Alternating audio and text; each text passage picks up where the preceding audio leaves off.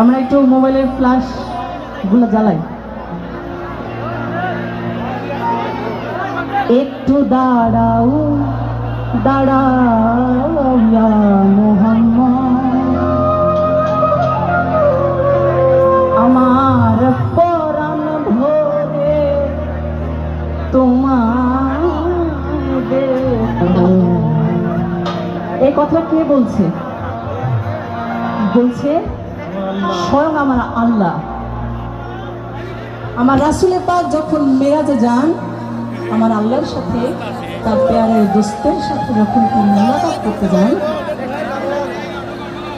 মেরাজের পরে যখন আমার দিনের নবী